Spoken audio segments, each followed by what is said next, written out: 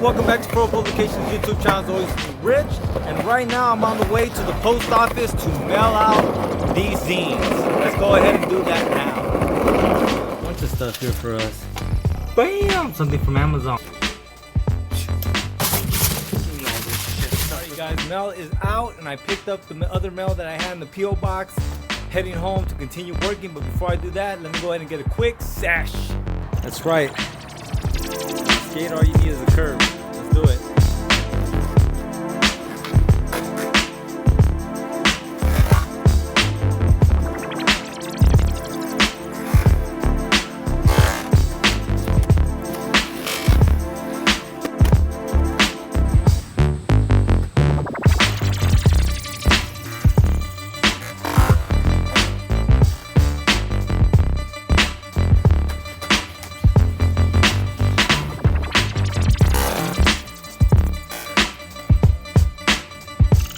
And we're back. Welcome back to Pro Publications YouTube channel. It's always me, Rich. And for those of you that don't know, we talk about zines and DIY culture on this channel. You might want to consider subscribing, help your boy out and like the video. Beyond that, what do I want to talk about today? Well, bam!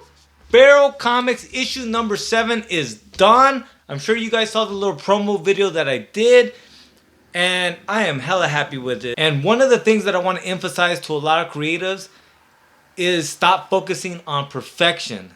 You get better at whatever you're doing as you do it. So like when I look at Feral Comics issue number 1 compared to Feral Comics issue number 7, you can see the growth in it, in my art as well as the formatting, and it's a better zine than the first one was. And I guess for me that's the metric, right?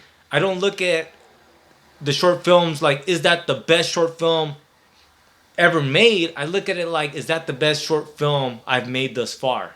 And if not, then I'm going backwards and not forward. And that's when it's a problem, right? Like if issue 7 of Feral Comics was worse than issue 1, then I'm going backwards. And I say that because I worked on a film one time, and for me, I thought it was a big budget. They thought it was an independent budget. They had a budget of $120,000, and I don't want to get too much into specifics, just because friends that I have that have worked in things have told me that if I say too much, then people won't want to work with me. But nonetheless, I worked on the film. I thought that the team was cool. I thought the director was smooth.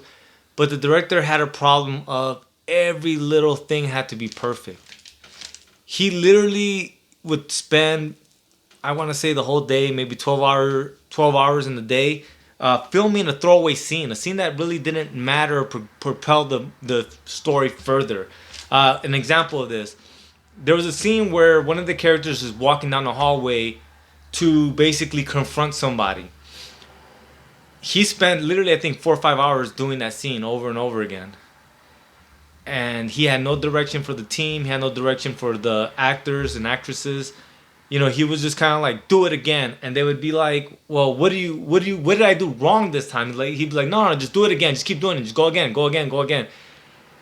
And I would talk to him about it. And, you know, his stance was that he was trying to make an Oscar-worthy movie. And I would tell him, so are you making a movie or are you making movies, right? Are you making a movie or are you a filmmaker? Because a filmmaker is making multiple movies, right? He's thinking of the longevity. He's assuming that he's going to get better at his craft with time. And so then with that knowledge is working within the limitations of his ability and budget, right? He doesn't bemoan the fact that he doesn't have an infinite amount of money. He doesn't bemoan the fact that he doesn't have an infinite amount of cast and crew. You know, he works within that limitations because he understands that this is a process of progression.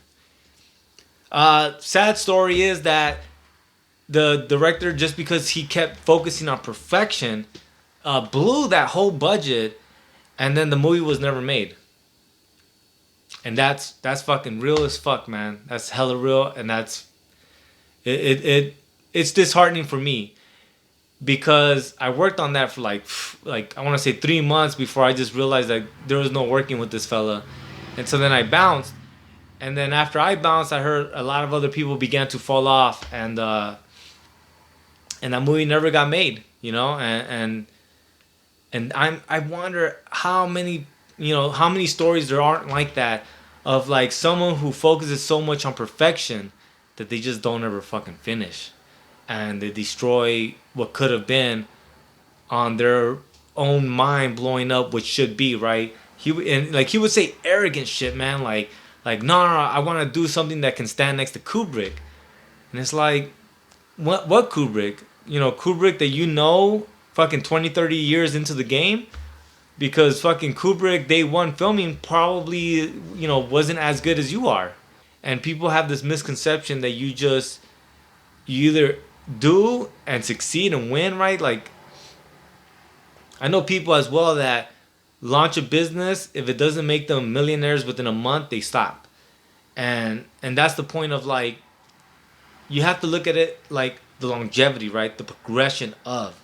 And that's what I focus on. That's why when I look at issue number 1 to issue number 7, I'm like, fuck yeah. But beyond that, we got some Zine mail. Let's see what we got.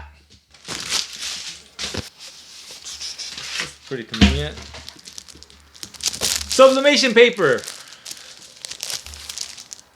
Compatible with any inkjet printer with sublimation ink. So the plan is to try to filter these through my sublimation CP Canon 1300 blah, blah, blah, blah, blah, and see if I can't use that for the mug press. But alright guys, that's all I got for you guys today, man. Thank you so much for watching. Please subscribe to the channel if you have not done so, and like the video. I'll see you guys tomorrow. Late. Fight the fascists.